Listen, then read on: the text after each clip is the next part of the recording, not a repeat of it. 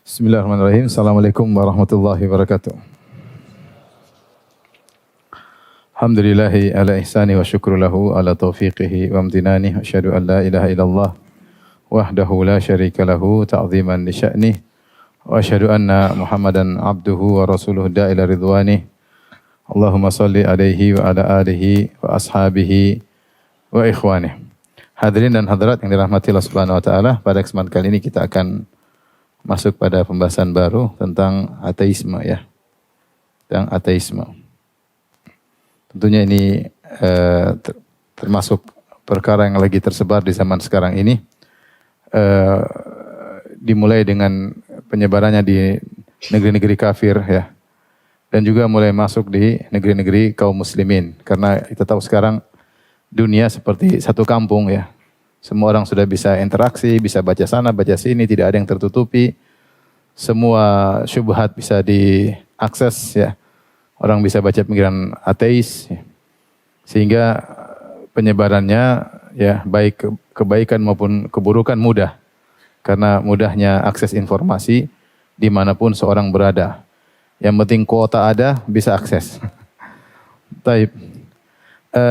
Tentunya pembahasan tentang ateisme atau ilhad, Tuhan tidak ada, ya, meniadakan Tuhan. Kita akan bagi menjadi 3 pembahasan ya. Pertama kita akan bahas tentang definisi ateisme ya, dan macam-macamnya,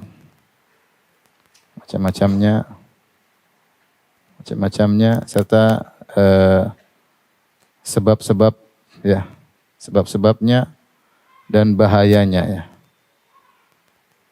Ini kita akan bahas. Yang kedua nanti akan kita bahas juga insyaallah tentang dalil-dalil adanya Tuhan ya.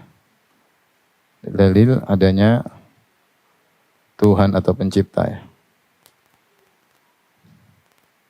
Ini poin yang kritis yang kita harus benar-benar paham sebelum kita membantah syubhat-syubhat ateis. Kalau poin ini sudah kita pahami, baru kita masuk pada pembahasan yang ketiga, yaitu syubhat-syubhat ateis dan bantahannya. Tentunya syubhat mereka banyak, tapi kita akan menyampaikan syubhat-syubhat yang masyhur ya, dan bantahannya. Ini 3 poin yang akan insyaallah kita bahas pada pertemuan kali ini. Kita akan bahas poin yang pertama tentang definisi ateisme, kemudian macam-macamnya, sebab-sebabnya, dan bahayanya ya. Dan bahayanya. Baik, kita masuk pada pembahasan pertama tentang definisi ateisme ya. Ateisme diambil dari kata teis, yaitu percaya adanya Tuhan. Ateis artinya tidak percaya kepada Tuhan. Diambil dari bahasa Inggris tentunya ya. Dan mazhab manusia terkait dengan adanya Tuhan ada beberapa mazhab. Yang pertama adalah teisme al-madhabul uluhi, kalau bahasa Arabnya. Teisme itu percaya adanya Tuhan ya. Percaya adanya Tuhan. Dan ini adalah hukum asal manusia. Hukum asal manusia ya. Hukum asal manusia. Tidak ada manusia kita dapati kecuali percaya ada pencipta, ada sesuatu kekuatan di balik alam semesta ini. Ya, maka sebagian berkata kita pergi ke tempat manapun mungkin kita mungkin tidak dapat pasar, tapi kita akan dapat kuil, tempat ibadah. Agama apapun, yang penting ada kuil menunjukkan mereka percaya adanya apa?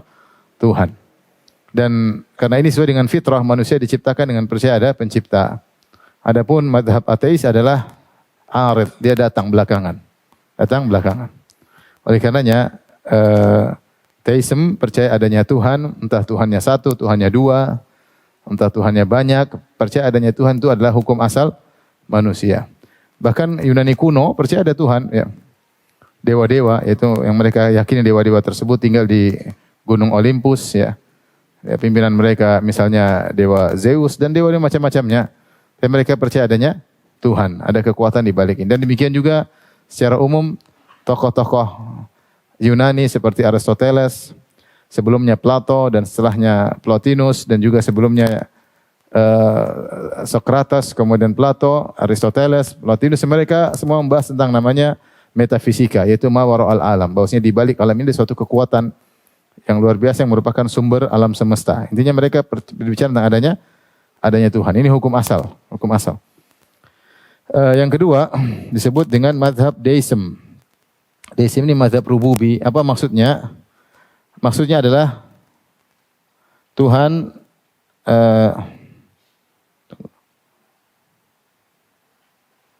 ini maksudnya Tuhan sudah mencipta alam dengan sempurna. Alam dan aturan-aturannya dengan sempurna. Sehingga tidak perlu campur tangan lagi. Sehingga tidak perlu campur tangan lagi. Tidak perlu ngatur-ngatur lagi. Jadi kata mereka ibarat seorang bikin jam. Setelah jamnya jadi sudah ditinggal, jamnya jalan sendiri. Enggak usah lagi ngotak-ngatik.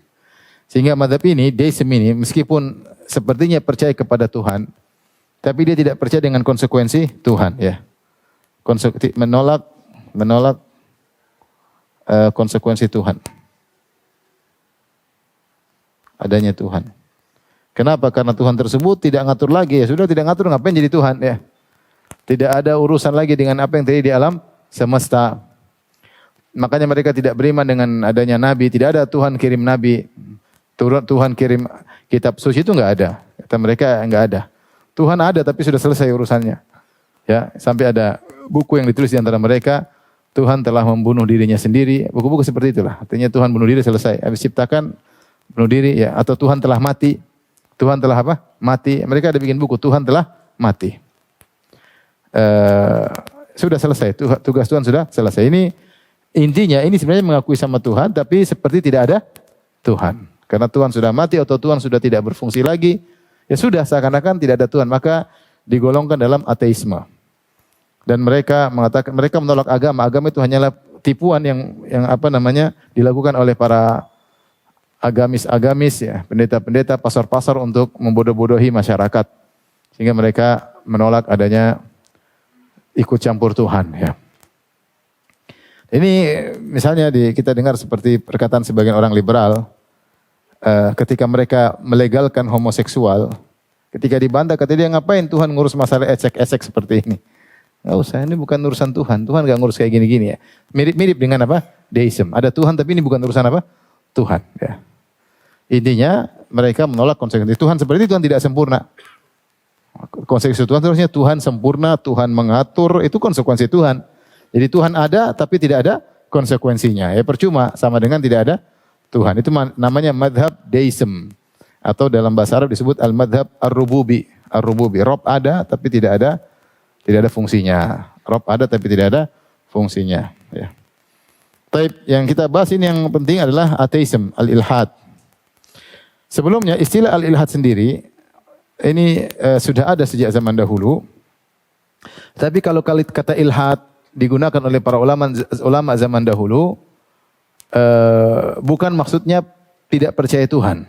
Tapi ketika para ulama dahulu menggunakan istilah al-ilhad, maksudnya adalah kelompok atau firqah yang memiliki penyimpangan besar tentang masalah akidah.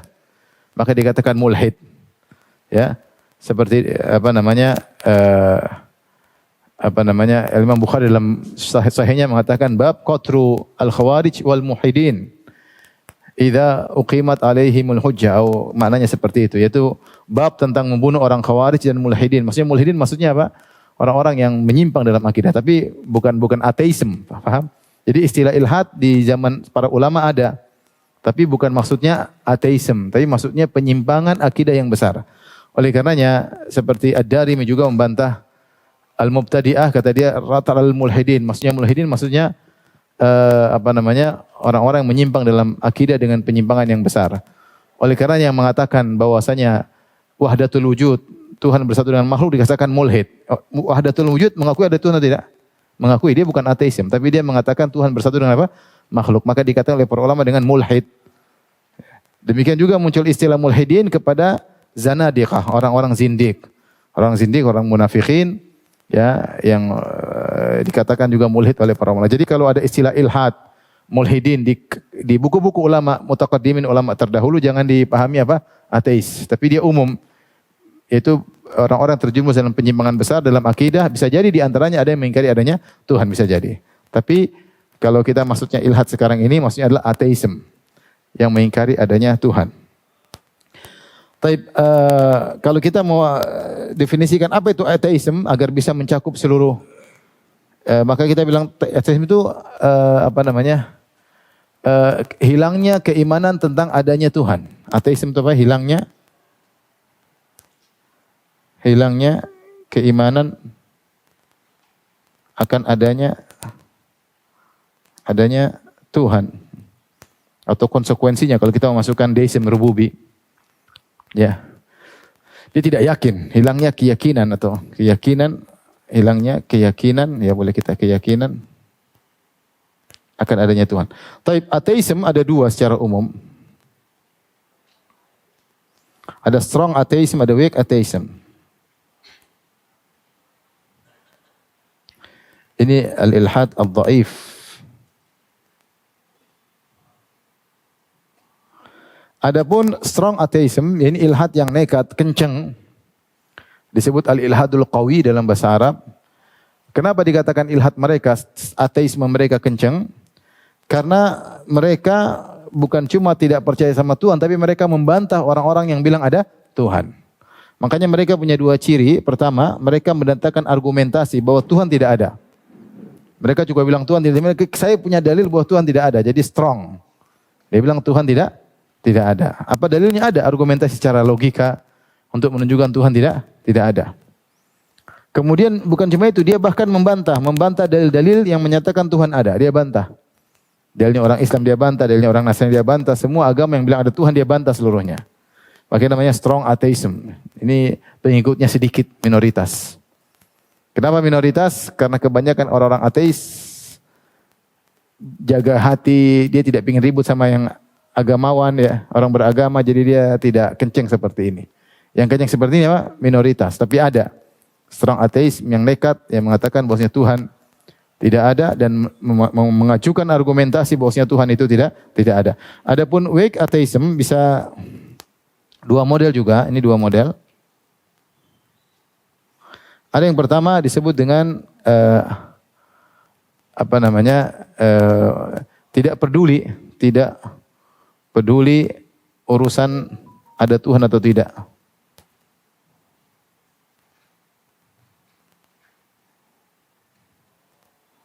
Tapi sikapnya menunjukkan tidak percaya Tuhan.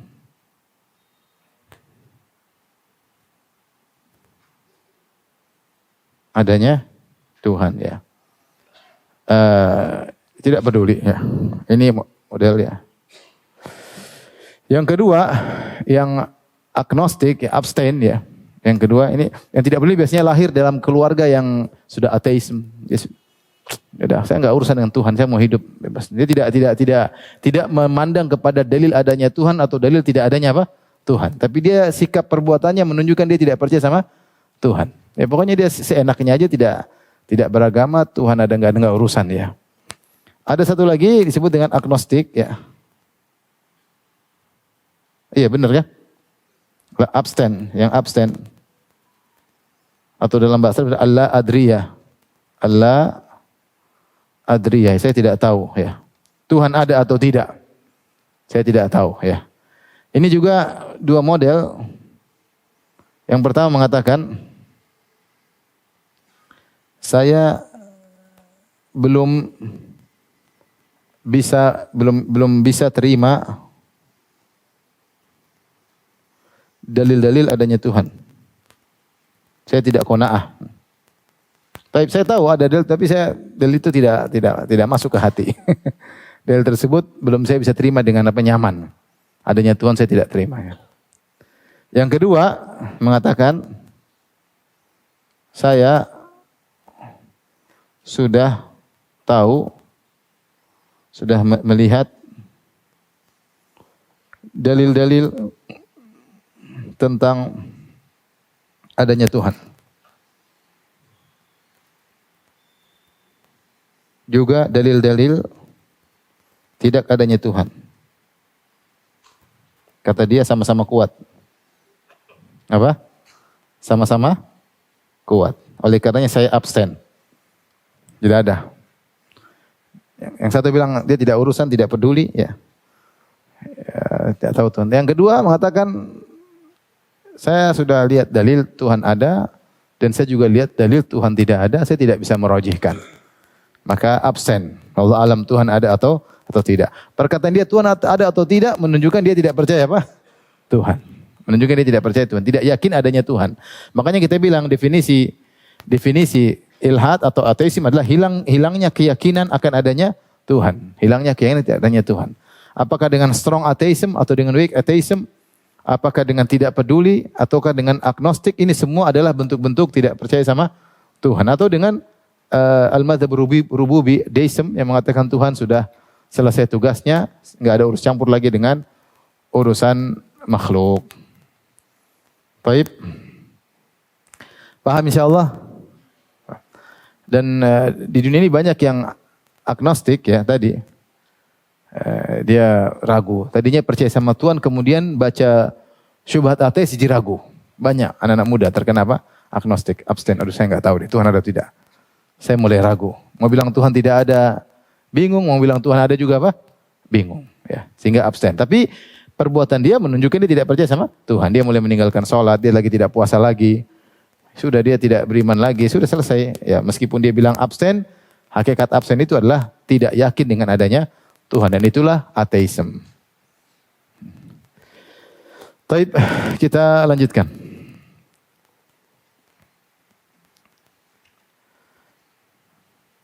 Ini paham semua? Insyaallah ya. Tapi yang kedua, sebab-sebab muncul ateisme di Eropa. Ateisme pertama kali muncul di Eropa, bukan di kalangan kaum muslimin ya. Ada beberapa sebab. Yang pertama adalah masalah sebabnya adalah warisan Yunani. Sebenarnya banyak orang-orang ateisme mengaku-ngaku bahwasanya di antara falasifa atau filsuf Yunani ada di antara mereka yang bermadzhab ateis. Ini pengakuan sebagian ateisme orang-orang sekarang, ateis sekarang. Mereka mengatakan bahwasanya di antara filsuf-filsufnya ini ada yang ateis. Namun kalau kita teliti atau kita baca pernyataan para filsuf Yunani, maka pada dasarnya mereka percaya adanya Tuhan. Karena filsafat Yunani, ya, kalau saya mau ringkaskan, marhalah filsafat Yunani, dia marhalah pertama disebut dengan mitologi ya, mitologi. Ini kurang lebih abad 7 sebelum Masehi atau sebelumnya atau mungkin abad ke-8 sebelum Masehi dan sebelumnya 8 ke atas. Kurang lebih abad ke-7 sebelum Masehi ke atas. Maksudnya abad ke-8 sebelum Masehi, berakhir pada abad 7 sebelum Masehi. Yaitu mereka mengkaitkan kejadian alam dengan perbuatan dewa. Fenomena-fenomena alam dengan kejadian dewa. Ini penting agar kita membantah ateisme. Kita bilang kalian tuh pemikiran baru. Zaman dulu nggak ada. Ketika mereka mengaku-ngaku bahwasanya ada filsuf Yunani berpemahaman tidak ada Tuhan, ini tidak benar. Karena kalau kita kembali kepada histori orang-orang Yunani, abad ke-7 sebelum Masehi, kemudian ke atas lagi abad ke-8 sebelum Masehi, abad ke-9 sebelum Masehi, semuanya mitologi. Yaitu percaya bahwasanya Guntur itu misalnya dewa lagi batuk misalnya. Halilintar tuh dewa lagi gini, lagi gitu. Jadi mereka percaya ada dewa-dewa yang tinggal di Gunung Olympus ya. Di antaranya dewa Zeus. Dewa Zeus punya bapak namanya Dewa Kronos. Terus Dewa Zeus ini kemudian jatuh cinta sama kakaknya sendiri Dewi Hera. Kemudian dia perkosa kakaknya, tetapi ternyata dia juga selingkuh. Dia jatuh cinta sama seorang wanita di bumi. Akhirnya dia selingkuhi wanita tersebut. Dia menyamar Dewa Zeus menjadi suaminya. Akhirnya lahirlah Hercules. Ini semua mitologi di orang-orang Yunani. Tapi ini berakhir ketika berakhir ya, berlanjut pada yang kedua, disebut dengan tabi'iyun, yaitu filsuf alam. Filsuf alam semesta. Yang dimulai dari fase ini mulai abad 7 sebelum Masehi. Dan ini dimulai dengan seorang tokoh namanya Thales. Nah, mereka mulai berusaha menghilangkan mitos dan mereka mulai menjelaskan bahwasanya alam semesta ini ada fenomena ini ada ceritanya. Guntur tuh begini, petir tuh begini. Mereka berusaha mencari rahasia alam. Dan mereka kemudian bahas tentang asal muasal alam. Mereka bahas tentang asal muasal alam. Ada yang mengatakan asal muasal alam adalah air. Ada yang mengatakan asal muasal alam adalah udara. Ada yang mengatakan asal muasal alam adalah atom terkecil seperti Demokritus. Tapi mereka semua ini tidak mengatakan tidak ada Tuhan. Mereka hanya mencerita tentang asal muasal unsur-unsur pertama dari alam semesta. Dan artinya tidak ada pernyataan mereka bahwasanya Tuhan tidak ada, enggak. Ya, tidak ada pernyataan mereka bahwasanya Tuhan itu tidak ada ya. Meskipun mereka di antara mereka ada yang mengatakan bahwasanya ada benda-benda yang azali ya, tapi azali tersebut berserta dengan Tuhan. Berserta dengan apa? Tuhan. Kemudian yang berikutnya ini yang mungkin dikatakan sumber sumber ateis pada tahapan yang ketiga. Mazhab sofisme, relativisme. Seperti Protagoras dan yang lainnya yang menganggap semua relatif. Tidak ada kebenaran yang hakiki. Tidak ada kebenaran yang hakiki.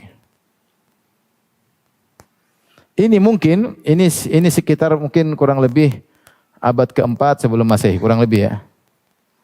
Sebelum Masehi. Ini yang mungkin satu-satunya yang merupakan peletak batu asal ya. Peletak apa? Batu pertama ateis. Ateis ya. Mengatakan tidak ada hakikat, tidak ada kebenaran hakiki. Sampai di antaranya dia berkata, masalah dewa-dewa gimana? Saya tidak tahu dewa itu ada atau tidak. Ya, di situ mulai ada benih-benih apa? Ateis.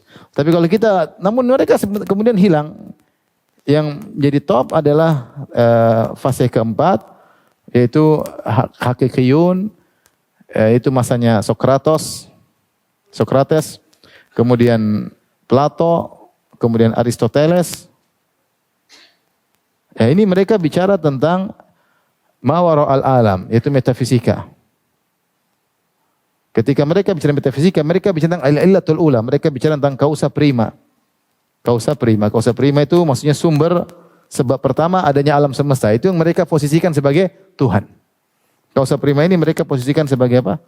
Tuhan. Jadi Aristoteles bicara tentang Tuhan. Tuhan itu begini, syaratnya begini, tidak boleh begini. Makanya diambil oleh Jahmiyah, Mu'tazilah, Asy'ariyah. Tapi mereka percaya sama apa? Tuhan. Maka kita boleh katakan memang benar bahwasanya di antara sebab terjadinya ateis, di antaranya mungkin yang paling bisa kita katakan adalah ini, marhalah sofism, yaitu yang menolak adanya hakikat. Di antaranya tokohnya Protagoras yang kemudian dihukum, kemudian dia kabur ya, kemudian tenggelam ya. Dia mengatakan bahwasanya saya ragu Tuhan dewa ada atau tidak. Ya. Tapi dia tidak mengatakan dewa tidak ada. Dia mengatakan saya ragu dewa kebenaran ada atau tidak karena dia punya madhab tidak ada kebenaran yang pasti, semuanya relatif. Semuanya relatif, ya. Tapi paham sampai di sini? Adapun semuanya di dunia ini rata-rata percaya sama Tuhan ya. Baik, kita kembali.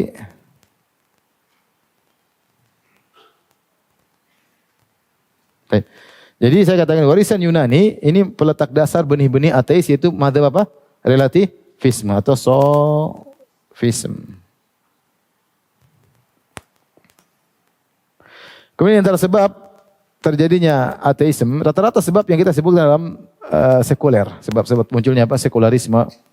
Bahwasanya memisahkan kehidupan dengan agama. Ya. Sekularisme gara-gara apa? Gara-gara muak dengan agama.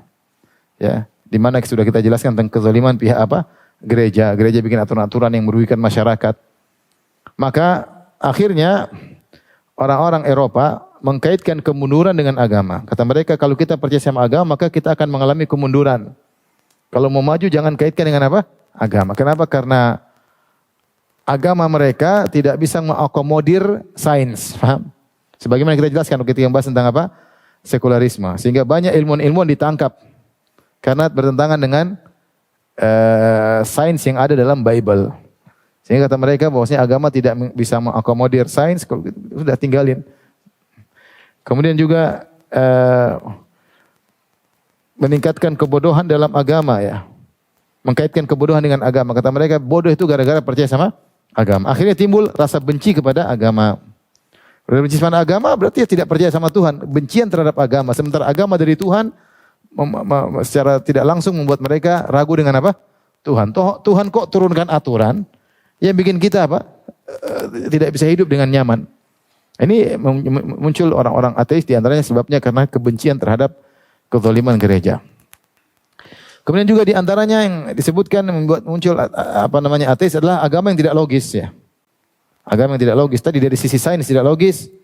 Kemudian dari sisi ketuhanan, trinitas juga tidak logis, susah dipahami secara logika susah. 3 sama dengan 1, 1 tambah 1, 1 tambah 1 tambah 1 sama dengan 1. Repot.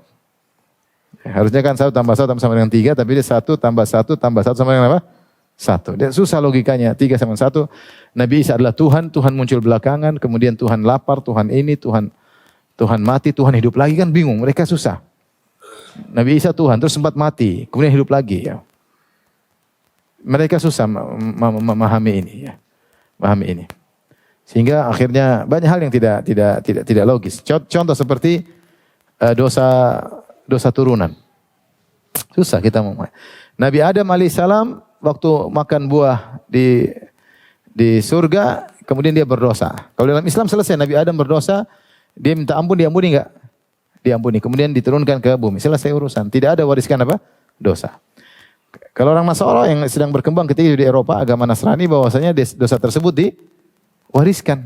Dosa tersebut diwariskan. Yang jadi masalah, seluruh Nabi tidak ada yang pernah bicara dosa warisan. Buka Bible dari awal sampai akhir. Nabi Adam Nabi Nuh enggak pernah bicara dosa warisan. Padahal ini perkara urgen. Sebab masuk neraka, dosa warisan. Ternyata Nabi Nuh tidak pernah bicara tentang dosa warisan. Nabi Ibrahim, Nabi Musa, Nabi Daud, Nabi Sulaiman, seluruh Nabi yang ada di Bible tidak pernah bicara dosa warisan. Tahu-tahu muncul Nabi Isa alaihissalam, kemudian ada pembahasan tentang dosa warisan. Bahwasanya dosa warisan tersebut melekat kepada setiap anak manusia dan yang bisa menebus adalah anak Tuhan. Yang bisa menebus adalah anak Tuhan. Maka anak Tuhan dikorbankan untuk disalib supaya dosa warisan tersebut bisa ditebus dan kalau sudah tebus orang masuk surga. Ini khurafat yang muncul ya. Kita katakan misalnya, sini sampaikan. Taib, manusia ada 2 jenis dosa. Kita di manusia dosanya ada 2 jenis kalau menurut pernyataan mereka. Dosa manusia versi mereka. Dosa manusia versi mereka ada 2 jenis. Ada 2 jenis. Yang pertama dosa warisan. Kemudian yang kedua dosa sendiri ya. Dosa sendiri. Tapi dosa warisan ini apa? Makan buah kan? Makan buah. Pertanyaan, ketika Yesus diutus untuk disalib, mana yang dia mau tebus? Dosa ini apa dosa dua-duanya? Tapi fungsi Yesus, fungsi Nabi Isa disalib, susah-susah sampai disalib ya. Mana fungsinya? Ini aja atau ini juga? Kira-kira mana jawabannya? Paham? Kalau dia bilang fungsi Nabi Isa adalah untuk menebus dosa dua-duanya, ya sudah, maksiat sebanyak apapun pasti masuk apa? Surga. Semua ditebus sama Nabi Isa. Paham? Paham ya? Kalau Nabi Isa fungsinya menebus 2 dosa ini, dosa warisan dan dosa sendiri, semua di Nabi Isa, ya sudah selesai. Maksiat sebanyak apapun, yang penting percaya Nabi Isa adalah penebus dosa, selesai. Paham? Kalau mereka mengatakan Nabi Isa hanya fungsinya menghilangkan dosa warisan, lah apa bandingannya dengan dosa sendiri? Tetap aja tidak selamat, paham? Selamat atau tidak? Dosa warisan cuma makan buah, dosa sendiri zina, merampok, membunuh, korupsi. Terus apa faedah cuma menebus dosa warisan? Dosa sendiri lebih banyak daripada dosa warisan. Terus mau selamat bagaimana? Paham? Yang berikutnya, kalau kamu bilang bahwasanya Nabi Isa sudah menebus dosa, warisan sudah selesai. Ya sudah, mau beriman sama dia atau tidak, otomatis sudah selesai dosa warisan. Kita orang Islam pun dosa warisannya hilang atau tidak? Ketika Nabi Isa disalib untuk menebus dosa warisan, berarti dosa warisan sudah hilang atau tidak? Ya, kita juga hilang nggak dosa warisan kita? Hilang otomatis. Mau percaya sama dia, nggak percaya, tetap agak hilang. Intinya ini hal yang buat mereka ragu tentang agama. Seperti juga masalah kalau ada orang bermaksiat, maka datang ke pastor kemudian buat pernyataan kasih bayar berapa, dosa terampuni. Ini juga susah. Hanya orang kaya yang bisa apa? Dosanya terampuni. Ya. Pengakuan, kemudian tanda tangan, kau punya harta apa kasih, dosa diampuni oleh Tuhan. Jadi pastor ini sebagai wakil Tuhan. Nah ini tidak logis. Berarti orang miskin gimana kalau lagi berdosa? Nangis di nggak ada duit gimana mau susah, susah ya. Dosa tebusan yang dengan harta, repot. Tidak logis. Seperti mereka juga punya ada acara minum khamar sama makan roti, katanya khamar adalah darahnya Nabi Isa. Roti adalah apanya Nabi Isa untuk mengingat waktu Nabi Isa disalib. Kemudian minum khamar dengan dibayangkan ini darahnya Nabi Isa. Enggak logis. Intinya di antara sebab munculnya ilhad, ateis yaitu agama yang tidak logis, ya. Ini satu, agama tidak logis.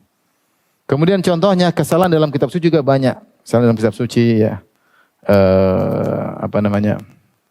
Banyak ya, tidak sesuai dengan sains, kontradiktif banyak sekali, ya. Kemudian juga tadi pastor-pastor yang mengambil harta dengan kebatilan dengan adanya dosa tebusan. Itu juga. Kemudian yang menjadi ya, tidak ada keyakinan, tidak yakin dengan kitab suci mereka. Dengan otentik kitab suci mereka. Keotentikan kitab suci mereka.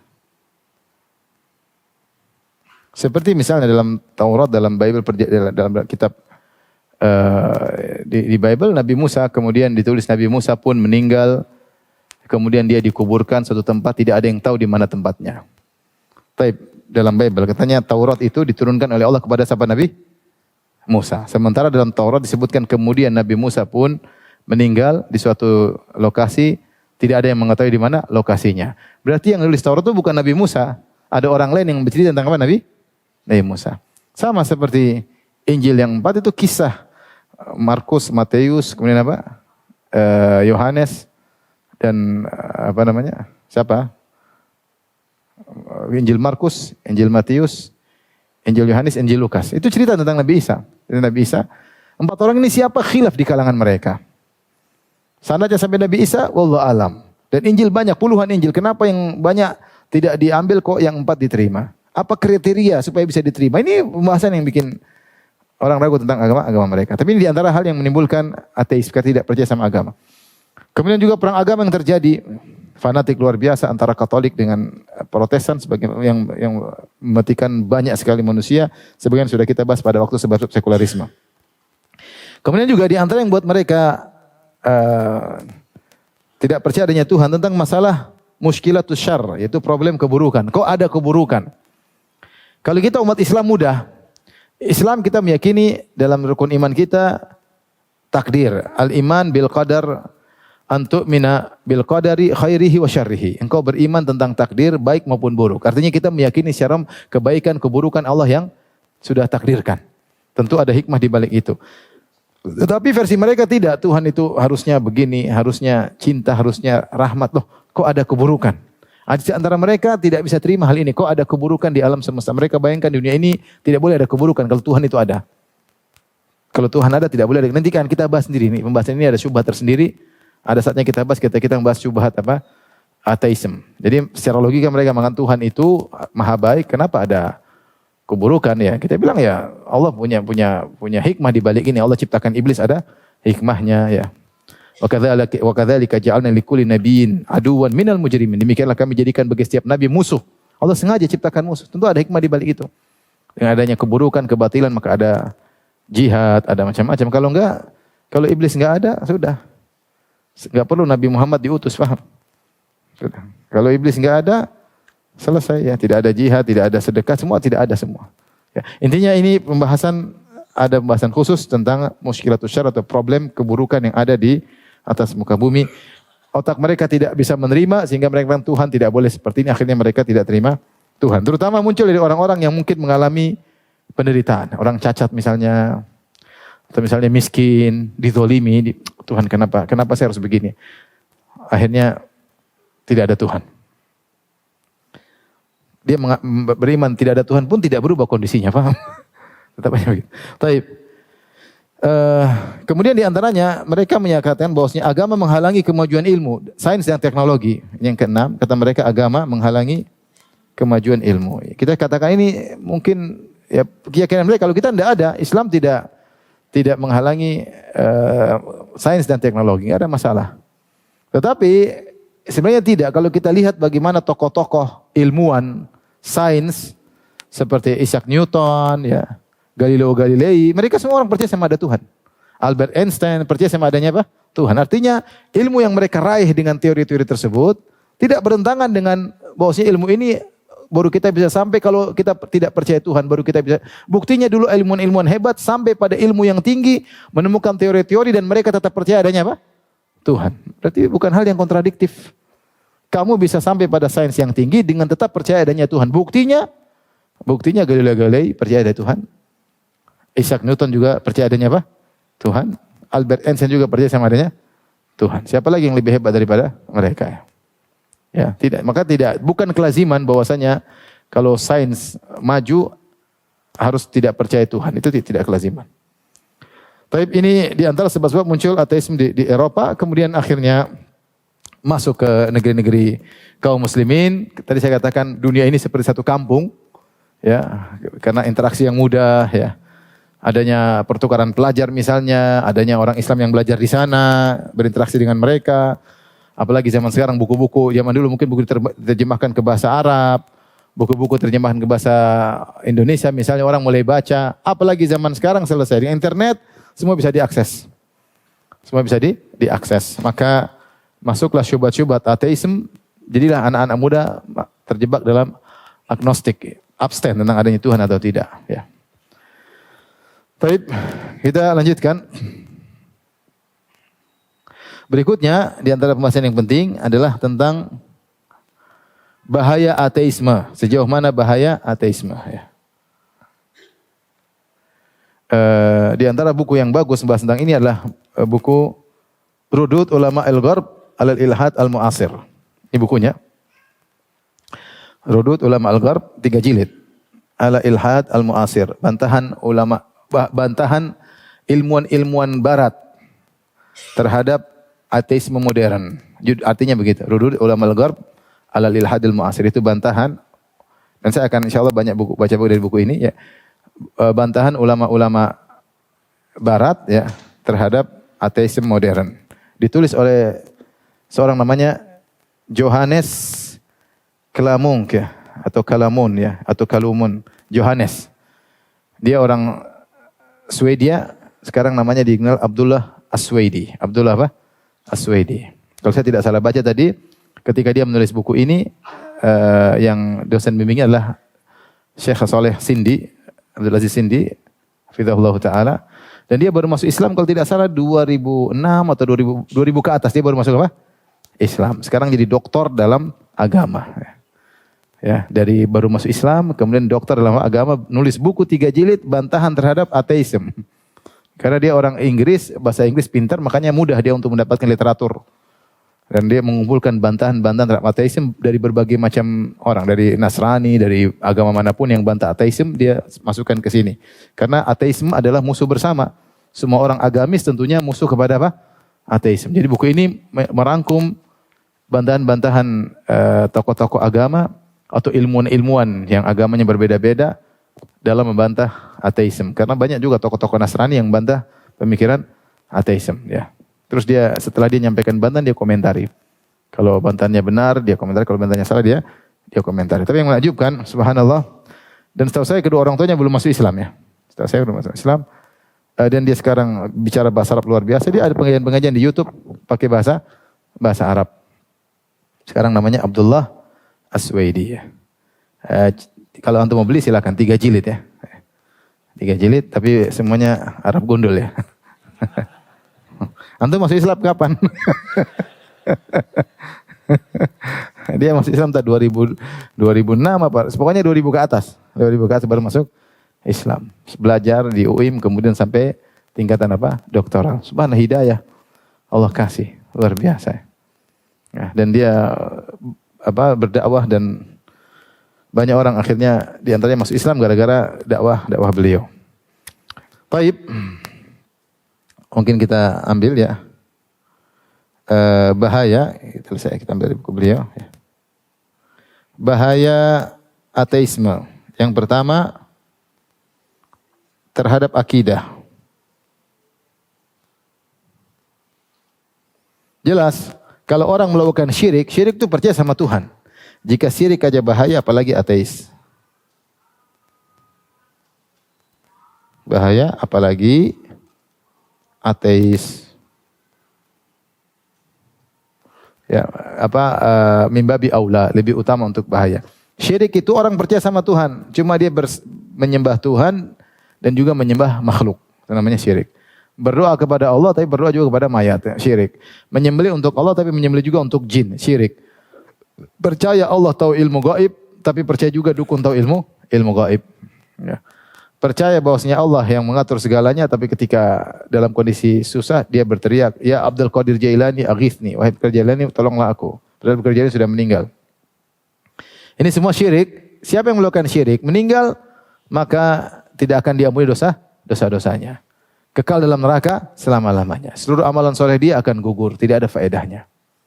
Lihatlah orang syirik, mungkin saya bilang musyrik terbaik, yang paling baik, yang jasanya sangat besar sama Islam adalah Abu Thalib. Jasanya. Seandainya Abu Thalib masuk Islam, mungkin dia bisa lebih hebat daripada Abu Bakar As-Siddiq dan Umar bin Khattab, mungkin.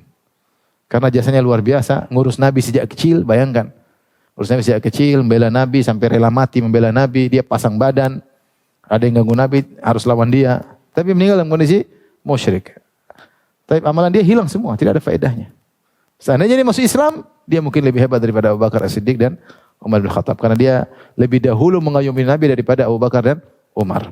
Tapi tidak ada faedahnya ketika meninggal dalam kondisi musyrik. Apalagi tidak percaya adanya Tuhan, lebih parah lagi. Ya. Mungkin kalau dibikin neraka, ada neraka musyrik, di bawahnya neraka ateis. Lebih parah lagi. Neraka ateis lebih parah lagi. Kan neraka darokat, neraka bertingkat-tingkat. Lebih parah. Lebih parah daripada syirik. Jadi tentu sangat berbahaya kepada akidah karena dia lebih parah. Ateis itu lebih parah daripada syirik. Yang kedua, bahaya terhadap fitrah. Bahaya terhadap fitrah.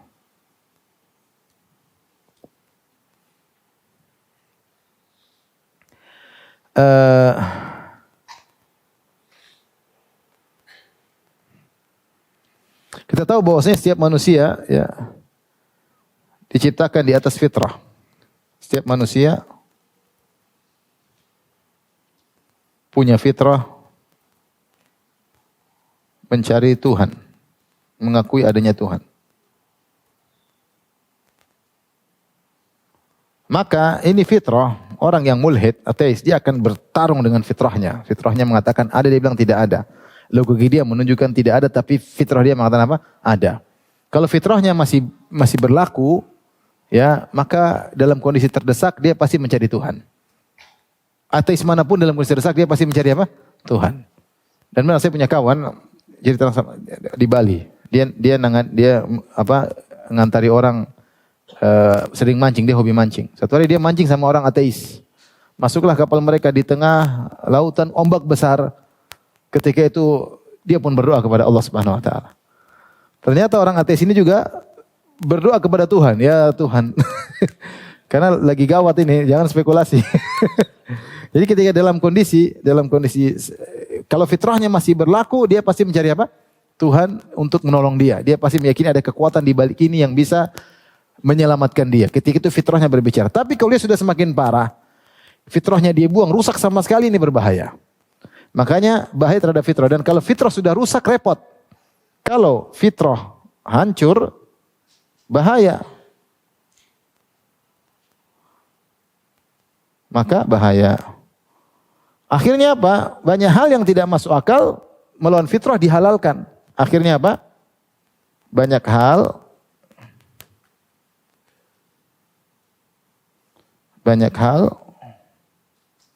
yang melawan bertentangan dengan fitrah dilakukan.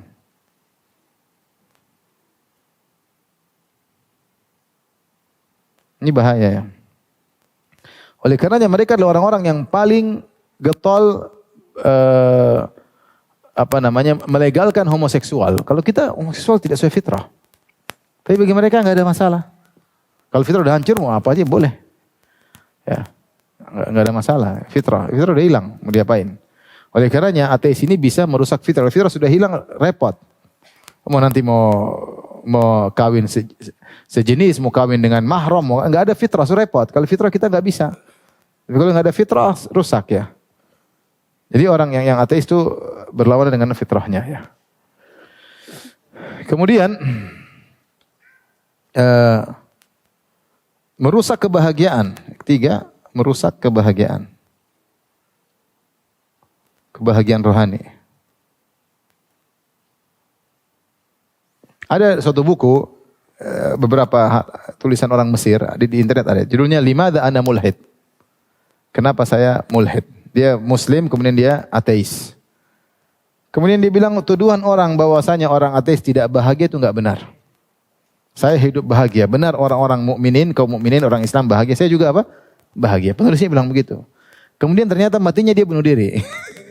Penulis buku itu matinya bunuh diri. Oleh karenanya, bunuh diri paling banyak terjadi di negara-negara yang ateis. Karena mereka tidak menemukan kebahagiaan. Ini pertama. Dan orang ateis paling banyak menggunakan narkoba. Karena mereka tidak mendapatkan apa? Kebahagiaan. Kebahagiaan orang rusak. Tidak ada kebahagiaan kecuali mengkaitkan diri seorang dengan Rabbul Alamin. Saya bacakan perkataan Ibnul Qayyim yang sangat indah ya. Dia berkata rahimahullah taala, "Fa fil qalbi sya'thun la yalummuhu atau illa iqbal 'ala Allah." Dalam hati itu ada kerusakan atau ada kerobekan yang tidak ada yang bisa merajutnya kecuali kembali kepada Allah. Kalau enggak hatimu tidak akan bisa sembuh kembali, harus kembali kepada Allah. Wa fihi wahsyatun la yuziluha ilal uns bihi fi khalwatihi. Dan di dalam hati itu ada kegaringan yang tidak bisa hilang kecuali kau berkhalwat dengan Allah Subhanahu wa taala. Berkhalwat dengan Allah baru hilang wahsyat tersebut. Indah. Wa fihi hazanun la yudhibuhu ila surur bima'rifatihi wa sidqi muamalatihi. Dan dalam hati ada kesedihan yang tidak bakalan hilang kecuali dengan kegembiraan karena mengenal Allah Subhanahu wa taala. Dan bermuamalah dengan Allah dengan jujur, tulus, maka kesedihan tersebut akan hilang. Wa fihi qalaqun la yuskinuhu ila al-istima'u alaihi wal firar minhu ilaihi. Dan di situ ada kegelisahan, tidak akan bisa hilang kecuali kau berkumpul dengan Allah menuju kepada Allah Subhanahu wa taala. Wa fihi niranu hasaratin la yudfi'uha illa ridha bi amrihi wa nahyi qada'ihi. Dalam hati ada api yang menyala-nyala tentang penyesalan. Kenapa? Tidak akan hilang kecuali kau ridho dengan keputusan Allah Subhanahu wa taala. Subhanallah, Ibnu Qayyim menyebut kebahagiaan. Ya, wa mu'anaqati sabr ala dzalika ila waqti liqa'ihi, dan kau memeluk kesabaran dalam menghadapi kesedihan tersebut, jalan tersebut sampai kau bertemu dengan Allah Subhanahu wa taala. Dan beliau sebutkan tentang hal ini ya, untuk menunjukkan bahwasanya kebahagiaan itu jika kau percaya sama ada Tuhan. Kau tidak percaya sama Tuhan, kepada siapa kau bersandar? Enggak ada. Hati kegelisahan, sedih, bingung seperti hewan, tidak tahu, tidak ada tempat bergantung. Bagaimana seorang bisa bahagia? Enggak mungkin. Makanya orang yang ateis, orang yang paling tidak bahagia. Sebutkan di sini, beliau menyebutkan tentang kalau pemilu orang bilang apa ini lagi? Suara-suara berapa persen namanya apa? Ini sekarang nomor 1 sekian persen. Hah? Survei. Saya jarang nonton masalahnya. Hampir nonton survei berapa nggak ngerti. Tapi maksud saya disebutkan survei-survei yang dilakukan di negara-negara barat, negara-negara Eropa. Seperti di Swedia, karena dia orang Swedia. Atau di Swiss ya, disebutin bahwasanya di anak-anak muda yang umur yang sama, rata-rata pengguna narkotik adalah yang ateis. Kenapa? Tidak ada kebahagiaan yang mereka dapatkan. Mustahil bisa bahagia kalau tidak mengenal Rabbul Alamin. Ya. Oleh karenanya banyak orang ateis bunuh diri. Ya. Ya. Pengguna narkotik paling banyak. Kenapa tidak mendapatkan kebahagiaan? Paling tidak sabar dengan ujian hidup.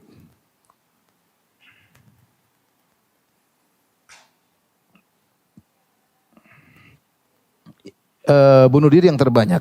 Bunuh diri paling banyak. Paling banyak. Gak kuat menghadapi itu, bunuh diri, selesai.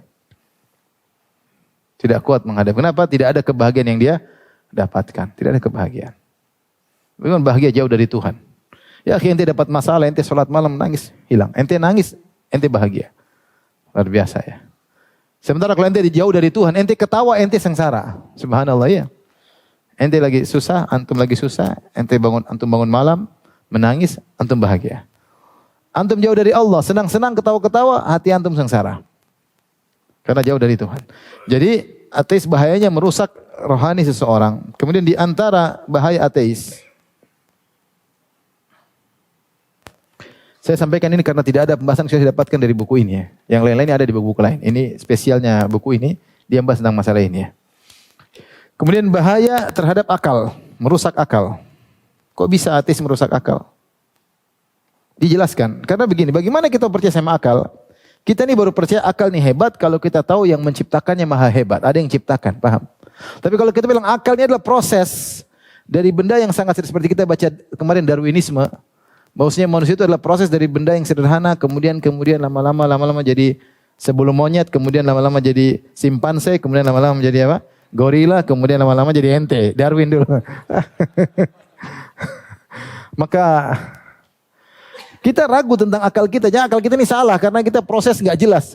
Kalau tidak ada Tuhan kan semua kejadian dengan tiba-tiba. Tuhan mereka kan apa? Tiba-tiba, kebetulan. Nah akal ini kalau terjadi kebetulan kita nggak percaya sama akal kita. Kita baru percaya sama akal kita. Akal kita ini adalah akal yang benar-benar bisa berpikir kalau kita tahu yang ciptakannya siapa? Tuhan. Paham? Jadi dengan ateis meragukan kemampuan akal, merusak akal karena meragukan kemampuan akal. Akal karena akal hasil seleksi alam ya. Seleksi alam ya, evolusi sebagaimana dan evolusi sebagaimana teori Darwin.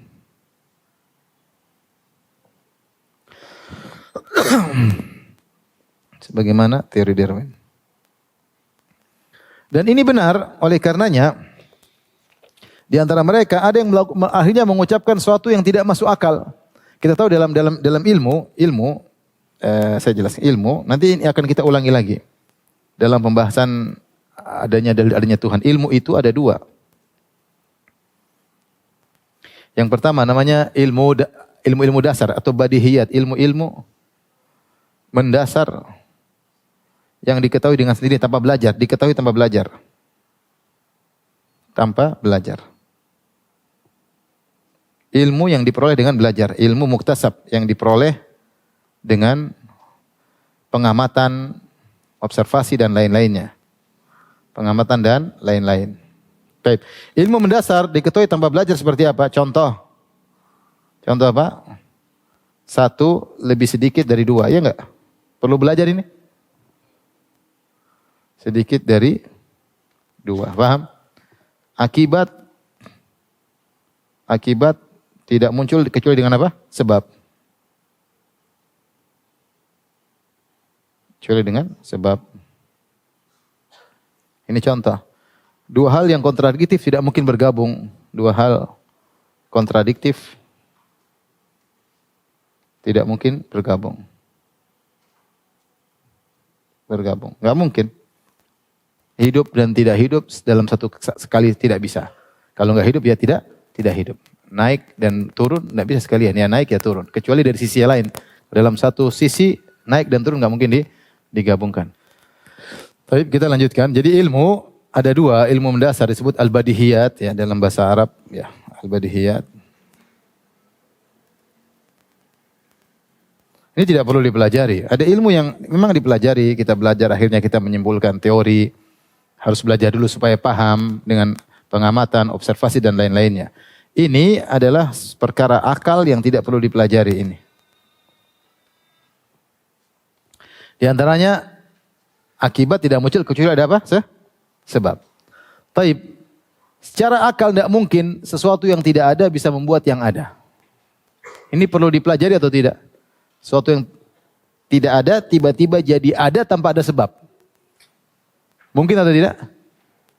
Tidak mungkin sesuatu yang tidak ada, nothing, kemudian tiba-tiba menjadi sesuatu yang ada tanpa ada yang mengadakannya. Nggak mungkin. Nggak mungkin ya. Kita aja kalau kejatuh pasti ada sebab, ada kesandul apa ya. Ya, pakaian gini pasti ada sebabnya yang bikin. Tidak mungkin tiba-tiba sesuatu ada, dari tidak ada tanpa ada yang mengadakan. Ini ilmu semua orang ngerti. Akhirnya mereka ateisme, orang-orang ateis ini ketika mereka bingung, akhirnya mereka nekat mengucapkan hal ini untuk mempertahankan Tuhan tidak ada. Di antaranya seorang namanya Lawrence Krauss, tokoh ateis Kanada. Dia menulis buku judulnya Universe from Nothing. Ya, Universe from Nothing. Maksudnya alam semesta tercipta dari sesuatu yang tidak ada tanpa ada yang menciptakannya. Masuk akal atau tidak masuk akal? Tidak masuk akal. Sampai ada di YouTube itu Richard Dawkins, salah seorang tokoh ateis juga. Ketika dia berbicara dia bilang sesuatu from nothing. Bagaimana sesuatu dari sesuatu yang tidak ada? Bagaimana enggak logis. Ada sesuatu yang ada, ini muncul dari sesuatu yang tidak tidak ada.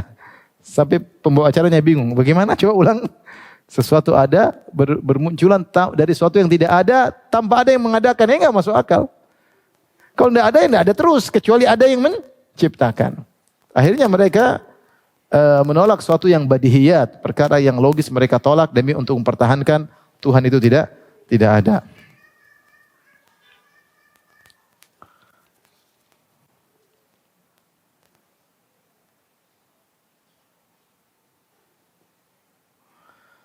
Taib, di antaranya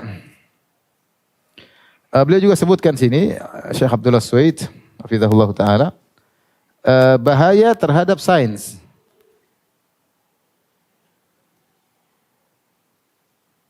Sains dan teknologi. Beliau menyebutkan kenapa bisa demikian ya? Karena kalau kita percaya ada Tuhan, kenapa? Jika kita percaya ada Tuhan,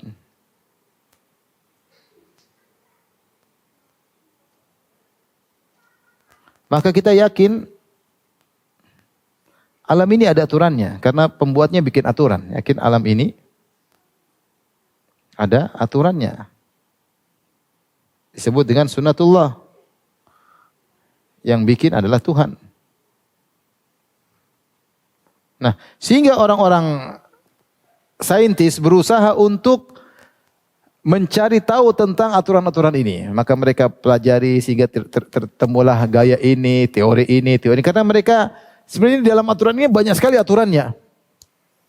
Ini ada aturannya, itu ada aturannya, ini aturannya, aturan panas, aturan dingin, aturan gaya, aturan ini. Banyak sekali. Kalau kita yakin ada yang membuatnya, maka kita akan berusaha mengungkap tentang rahasia ilmu tersebut. Tapi kalau kita bilang Tuhan tidak ada, gimana? Harusnya enggak ada aturan karena semua terjadi dengan apa? Kebetulan enggak ada aturan. Ya. Oleh karenanya sebagian orang ketika mengungkap teori-teori ini semakin percaya sama Tuhan. Harusnya demikian. Karena dia bilang ini pasti ada aturannya. Kita harus cari tahu. Ilmu kita enggak sampai tapi harus cari tahu. Nanti ada yang mengungkapkan suatu saat tentang aturan alam. Berarti alam ini ada yang bikin. Karena ada aturannya. Kalau enggak ada yang bikin kan ngawur. Kalau ada kita terapi, ada aturannya berarti ada yang merapikan, ada yang bikin. Ini sederhana. Tapi anehnya Stephen Hawking, mungkin dia masuk dalam madzhab rububi, yang ilmuwan yang cacat itu. Dia bilang alam ini tidak perlu Tuhan karena sudah ada aturannya. Iya, yang bikin aturan siapa? Tuhan. Dia malah tidak percaya sama adanya apa? Tuhan. Jadi kita kata bahwasanya dengan mengingkari adanya Tuhan ini bahaya juga untuk sains ya. Ya, karena sains itu dibangun di atas percaya di dalam alam semesta ini ada aturan dan otomatis kalau ada aturan berarti ada yang bikin apa? Aturan. Gak mungkin ada aturan tanpa ada yang bikin aturan tersebut. Kalau aturan terjadi tanpa ada yang bikin, maka probability-nya sangat kecil. Berubah-ubah, begini, berubah. Namanya kemungkinan. Kebetulan masa berulang-ulang. Kalau betul berulang-ulang, pasti ada yang bikin. Paham? Laki-laki nikah sama perempuan, keluar anak. Selalu begitu. Jangan bilang ini kebetulan keluar anak. Kalau berulang-ulang berarti ada aturan yang berlaku. Aturan yang berlaku berarti ada yang bikin apa? Aturan. Paham? Kita kalau pakai besi, kepala benjol atau tidak? Ini ada aturan alamnya ya. Kalau kebetulan benjol, kadang-kadang tidak. Berarti aturannya terjadi kan? Tiba-tiba dan bisa berubah setiap saat.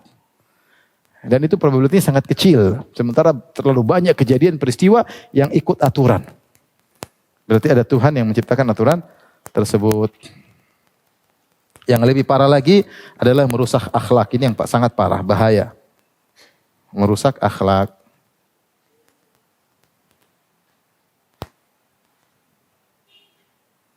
Sudah, kalau orang tidak percaya Tuhan, tidak ada norma-norma, tidak ada namanya nilai-nilai, semua bu yang tidak ada. Kamu begitu, itu kan keyakinan kamu. Begini mau ini mau apa nggak ada. Mau bunuh orang juga silakan, nggak ada kenapa. Nggak ada aturan, nggak ada fitrah. Itu menurut kamu aja, menurut saya beda. Ya, menurut kamu begini, sehingga tidak ada akhlak. Maka jangan harap ada ateis punya akhlak. Kecuali kalau dia komitmen dengan ateisnya, dia tidak akan perlu dengan namanya nilai-nilai dan norma-norma. Ya. Padahal nanti kita akan bahas di antara bukti adanya Tuhan, bahwasanya semua manusia di alam semesta ini tahu bahwasanya ngambil barang orang itu tidak boleh tanpa hak. Meskipun nggak ada yang ngajarin, paham? Ada nggak perlu diajar, semua orang nggak perlu diajarin tahu bahwasanya mukul ibu sendiri itu tidak baik, nggak usah diajarin. Kenapa mereka bisa tahu tidak baik? Berarti ada file yang ditanam oleh penciptanya. Yang file itu ditanamkan oleh pada seluruh manusia. Siapa yang pasang file tersebut? Allah. Padahal mereka tidak pernah belajar sama sekali. Nah kalau file itu dibuang, tidak ada mi'yar, tidak ada barometer akhlak mulia, nggak ada sudah. Karena tidak ada Tuhan. Kamu bilang itu baik dari mana? Apa landasan bilang ini baik itu nggak baik? Nggak ada. Akhirnya akhlak bisa rusak. Makanya kalau sudah ateis mau bunuh orang, mau zina, mau homo, mau main sama hewan, mau apa, bebas. Nggak ada Tuhan yang ngatur, kok bebas-bebas kita aja. Saya bila sebutkan juga di antaranya bahaya tentang manusia, karena orang kalau sudah ateis seperti komunis dan semisalnya, mereka akan sadis dan mereka siap membunuh manusia sebanyak apapun. Terlalu banyak puluhan juta yang dihabisi oleh orang-orang ateis, dibunuh sama mereka. Kalau orang beragama pasti takut. Pasti takut, ini gimana bunuh sekian banyak, takut. Kalau nggak beragama nekat untuk membunuh banyak orang. Tapi ini saja yang bisa kita sampaikan pada kesempatan kali ini. InsyaAllah pada pertemuan berikutnya kita akan bahas tentang poin yang sangat kritis tentang dalil adanya Tuhan. Untuk memantapkan keyakinan kita sebelum kita masuk dalam bahasan syubhat-syubhat ateis. Tapi demikian saja, insyaAllah kita lanjutkan 2 pekan lagi. Subhanakallah bihamdik, asyhadu an la ilaha illa anta astaghfiruka wa atubu ilaik. Assalamualaikum warahmatullahi wabarakatuh.